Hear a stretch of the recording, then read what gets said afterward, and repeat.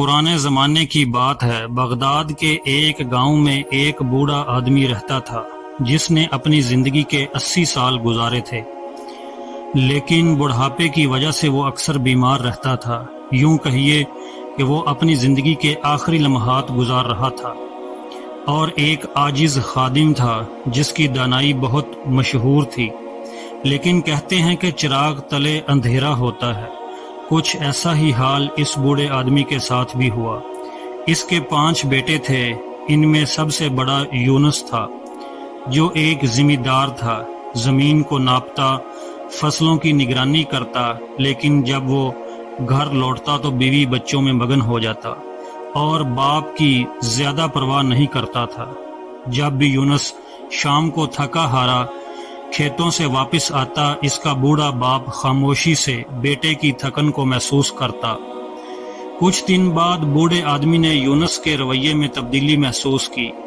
اسے معلوم ہوا کہ یونس ذمہ داریوں کے بوجھ سے پریشان ہے، اور شاید اسے یہ محسوس ہونے لگا ہے کہ بوڑھا باپ اس پر بوجھ بن گیا ہے۔ یونس کا سرد مہری کا رویہ باپ کے لیے انتہائی تکلیف دہ تھا، اور اب اس رویے نے بوڑھے باپ کو بے چین کر دیا تھا۔ اس نے یونس کو پاس بلایا اور کہا، اے میرے بیٹے، میں جانتا ہوں کہ تم پر ذمہ داریوں کا بوجھ بڑھ گیا ہے، میری وجہ سے تم اکثر پریشان رہتے ہو، لیکن فکر نہ کرو، میں تمہارے گھر زیادہ دن نہیں ٹھہرنے والا۔ 2-3 دن میں دوسرے بیٹے کے ہاں چلا جاؤں گا۔ تم اپنے کام اور زندگی پر دھیان دو، میرا بوجھ جلد تمہارے سر سے اتر جائے گا۔ یہ سن کر یونس کچھ دیر خاموش رہا، پھر بامشکل بولا، ابا جان، آپ ایسا کیوں کہتے ہیں؟ لیکن آپ کہیں مت جائیں، میرے ساتھ ہی رہیں۔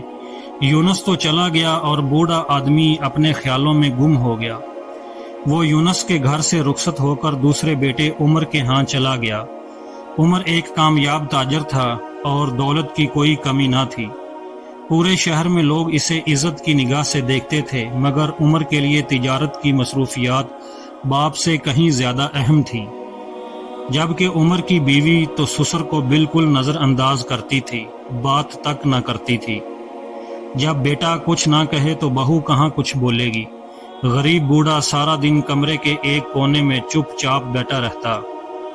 وہ اندر ہی اندر مر رہا تھا، لیکن کبھی اپنے دکھ کا اظہار نہ کر سکا۔ اس کی زندگی غموں میں گزر رہی تھی۔ ایک دن عمر نے اپنی بیوی سے کہا، ابا کو کاروبار میں میری مدد کرنی چاہیے، کیونکہ وہ پچھلے کچھ دنوں سے گھر میں فارغ بیٹھے ہیں۔ بوڑھا خاموش رہا۔ اس کی جھکی ہوئی کمر، کمزور ہاتھ اور تھکا ہوا جسم گواہی دے رہے تھے کہ اب وہ کسی محنت کے قابل نہیں رہا۔ اسے عمر کی بات کا برا نہ لگا، کیونکہ وہ جانتا تھا کہ بیٹا اسے محض ذمہ داری سمجھ کر کہہ رہا ہے۔ رات بھر اس کا سانس لینا جیسے ایک بوجھ تھا۔ ایک رات عمر کی بیوی اس کے کراہنے اور درد بھری آوازوں سے تنگ آ کر بولی، یہ بوڑھا تو ہر وقت دماغ کھاتا رہتا ہے، جب سے آیا ہے میرا سر درد ختم نہیں ہو رہا۔ ان کے اور بھی بیٹے ہیں، وہیں جائیں۔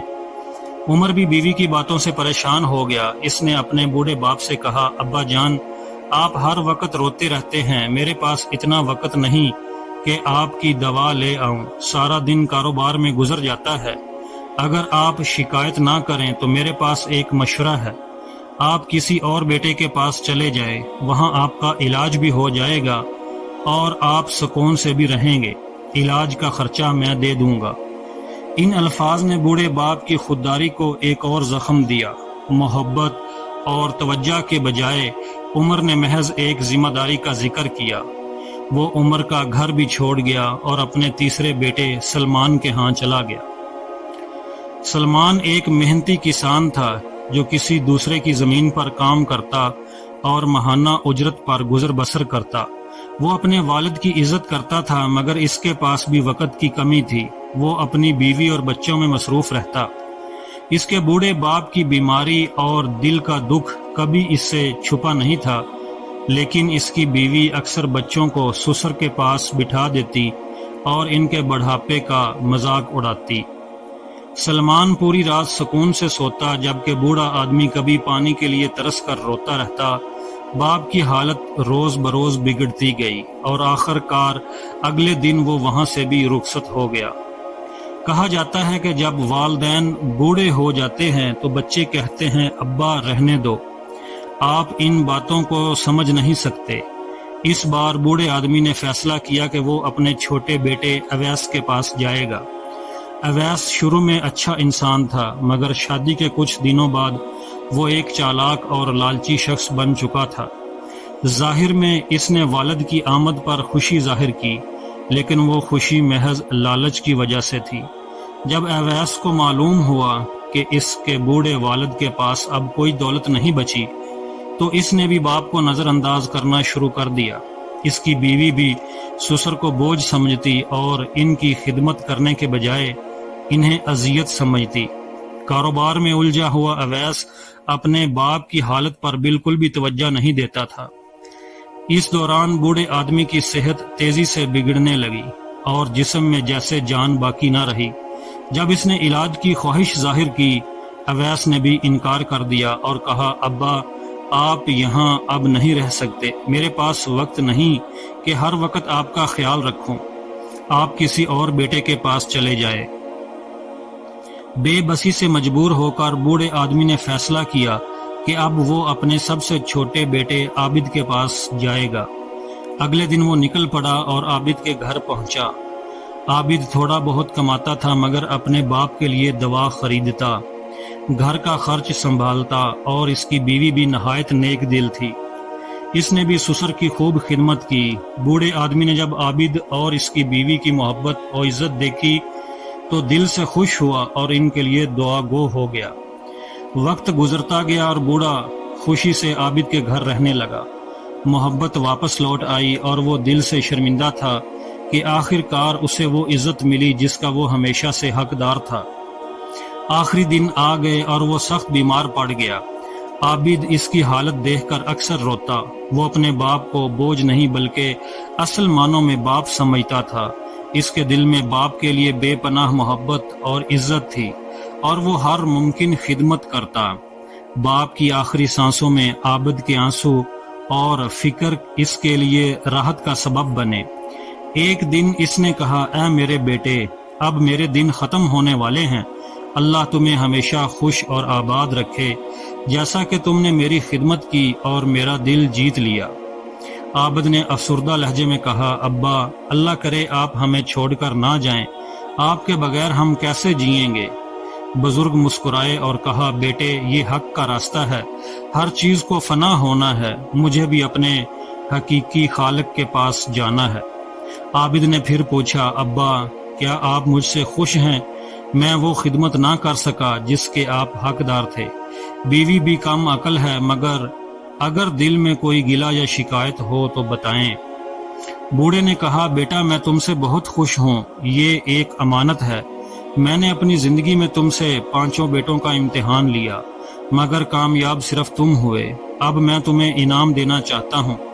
میری وفات کے بعد بغداد کے شہر بصرہ کی فلاں گلی میں ایک بوڑھا کنان نامی رہتا ہے، اس سے میرا نام لے کر کہنا کہ وہ امانت تمہیں دے دے۔ بوڑھے نے عابد کے کندھے پر ہاتھ رکھا اور کہا یہ امانت صرف تمہارے لیے ہے، اس سے تم اپنی بیوی بچوں کی زندگی بہتر بنانا، یہ میرا آخری تحفہ ہے، اور یاد رکھنا بھائیوں کو اس بارے میں پریشان نہ کرنا۔ چند دن بعد بوڑھا وفات پا گیا۔ عابد کی آنکھوں میں آنسو تھے اور دل میں ایک خلا۔ اس کی بیوی بھی غم سے رو رہی تھی کیونکہ اس نے اپنے سسر کی دل سے خدمت کی تھی۔ عابد نے بھائیوں کو خط بھیجا اور جنازے میں شرکت کی دعوت دی۔ وہ سب بھائی جو باپ کو بوجھ سمجھتے تھے اب جنازے میں شریک ہوئے۔ بعد میں عابد نے کہا میرے والد نے ایک امانت میرے حوالے کی ہے، مجھے یقین ہے کہ یہ کوئی قیمتی خزانہ ہوگا، لیکن ہم سب بھائیوں کا اس پر حق ہے۔ اگرچہ بابا نے صرف میرے لیے کہا تھا، میں چاہتا ہوں کہ ہم سب کو برابر کا حصہ ملے۔ عابد نے ویسے ہی کیا جیسا بزرگ نے کہا تھا۔ وہ بغداد گیا اور اس گلی سے امانت لے آیا۔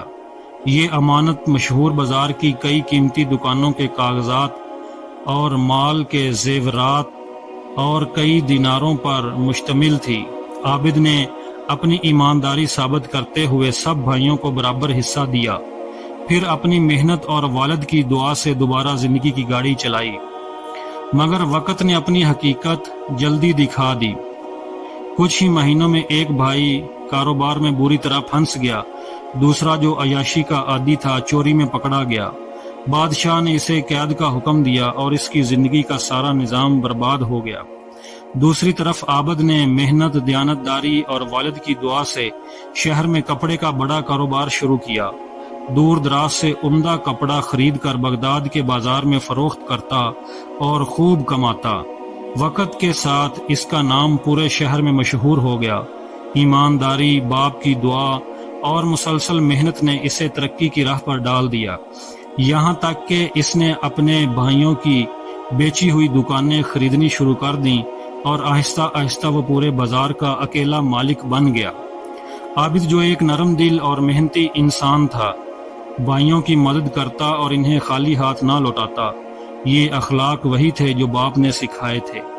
ایک دن ایسا آیا کہ عابد نے بغداد کے ایک ترقی یافتہ علاقے میں بڑا گھر خریدا اور اپنی بیوی بچوں کے ساتھ خوشحال زندگی گزارنے لگا، مگر اس مقام پر بھی اس نے اپنے باپ کی دعاؤں اور تعلیمات کو نہ بھلایا۔